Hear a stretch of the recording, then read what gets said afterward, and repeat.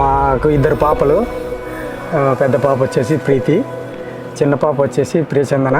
అందరూ మమ్మల్ని ఇద్దరు పాపలు పుట్టారని చెప్పేసి, ఇద్దరు పాపలు కదా ఇంకొక అబ్బాయి పుట్టితే బాగుంటుంది ఉంచుకోవచ్చు కదా అని మా అత్తమ్మ వాళ్ళు కూడా మమ్మల్ని ఫోర్స్ చేశారు. కానీ మేము ఇద్దరు అమ్మాయిలైనా పర్లేదు అబ్బాయిలైనా పర్లేదు, ఎవరైనా మాకు అమ్మాయిలాగా ఫీల్ అయ్యాము. మేము అబ్బాయిలాగానే ఫీల్ అయ్యి మా పిల్లల్ని పెంచాము. ప్రీతి పెద్ద పిల్ల, ఇప్పుడు పెళ్ళయ్యే అమ్మాయి, చాలా అల్లరి చేసేది. నాకు అమ్మాయికి అస్సలు ఇద్దరికి ఎప్పుడు గొడవ అయ్యి ఉండేది. అయితే చదువులో మట్టుకు 10 మందిలో ఒకరిగా ఉండాలని అనుకుండేది. ఒక సబ్జెక్టు కూడా ఫెయిల్ కాకుండా అన్నిట్లో ముందుగా వచ్చి అన్నిట్లో పాస్ అయ్యి మంచి పేరు తెచ్చేది స్కూల్లో కూడా.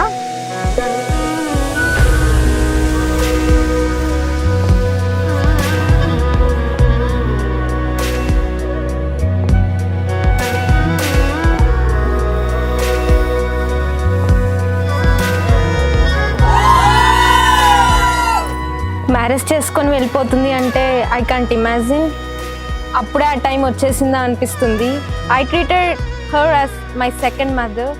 చిన్నప్పుడు స్టడీస్ విషయంలో కానీ చాలా విషయంలో నాకు చాలా సపోర్ట్ చేసింది.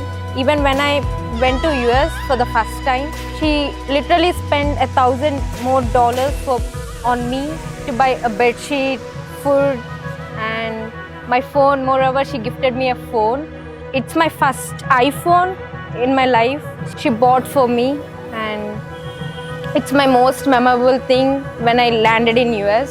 చిన్నప్పుడు చాలా విషయంలో కొట్టుకుండే వాళ్ళం, గొడవ పడే వాళ్ళం. బట్ అవన్నీ ఇప్పుడు మిస్ అయిపోతానేమో అనే ఫీలింగ్ నాలో ఉండిపోయింది.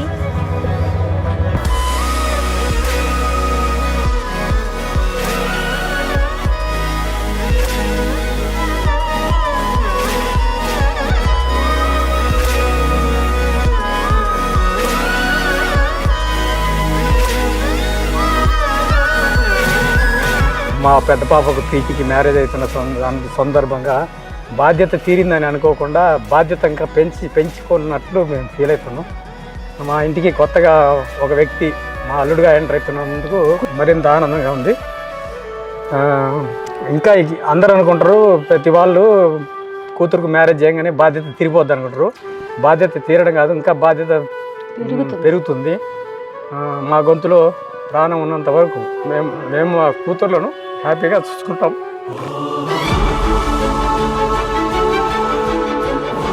ఇంకేడుస్తుంది